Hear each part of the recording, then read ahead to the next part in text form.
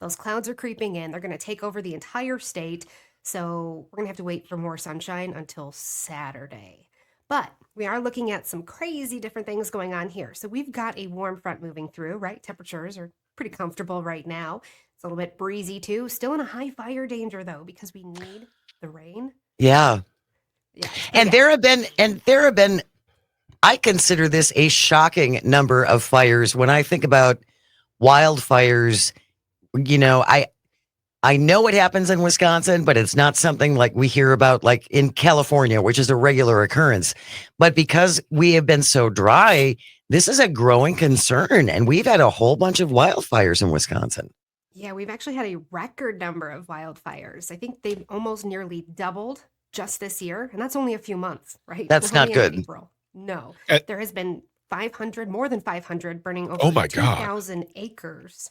And just last week, we had 112 and burned 200 acres. So every week, and it's from the fact that we're cleaning up our yards, we're deciding to burn the debris, and then the winds are breezy, and it's just all that dead vegetation is just lighting up out there. So even sparks from equipment, those are the cause as well. Licking cigarette butts can be, and Don't even lightning do that. strikes. Don't do that.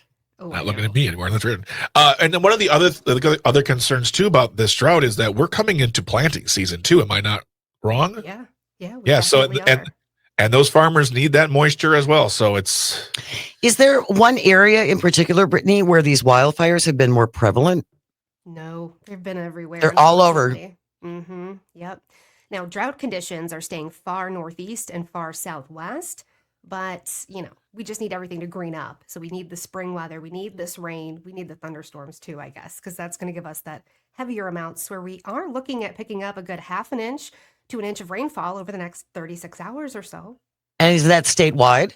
Yeah, yes, it Oh, is. that's good. That's good. Mm-hmm. Correct me if I'm wrong, but I also thought that thunderstorms were important for releasing ozone into the atmosphere. Ooh, I don't know too much on that topic, but I have heard that. I can confirm it. I just don't have too many details on it. But it also, pollen, when you have rain beating down on the pollen that's budding, it's going to burst more pollen into the atmosphere. And That's not good hello, news. allergies. Yes. Yeah, it's and this is something too, and I've seen several articles about this because we are warming. It is making pollen season and allergy seasons worse for people. It is. It Yeah. really is because there's just more pollen out there. It's lasting longer. I mean, the season is about 3 weeks longer now. And you've got the warmer temperatures and more ozone is just kind of sticking around. And the wildfires are deteriorating the air quality too, on top of it, which is adding to those allergies increasing. It's just a whole snowball effect. Yeah.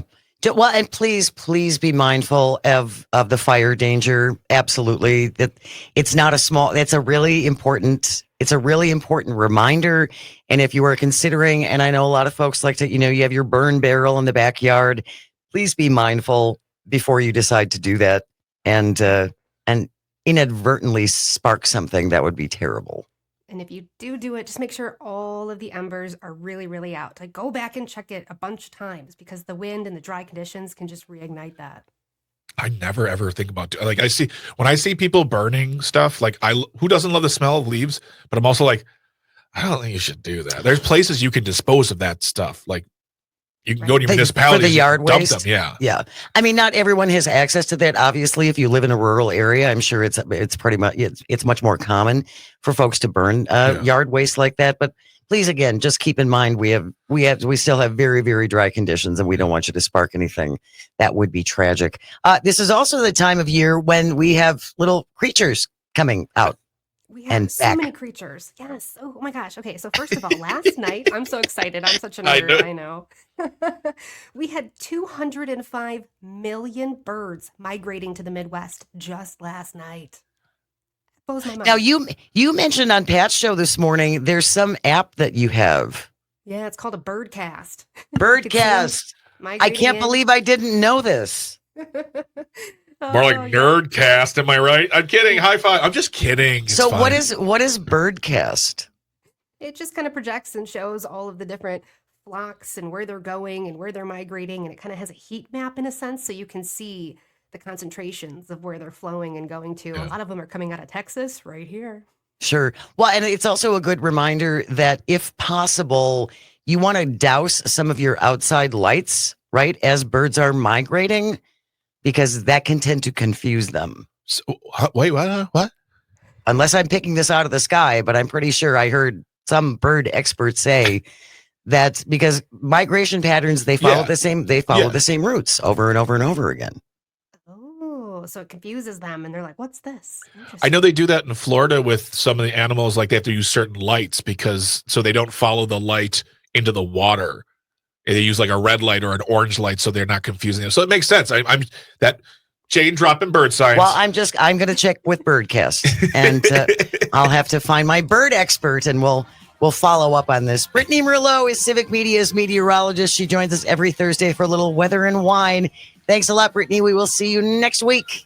Stay with us. We have news coming up next. Then J.R. Radcliffe from the Milwaukee Journal-Sentinel will be here. You're listening to Matt and Air on Air. This is the Civic Media Radio Network. Walking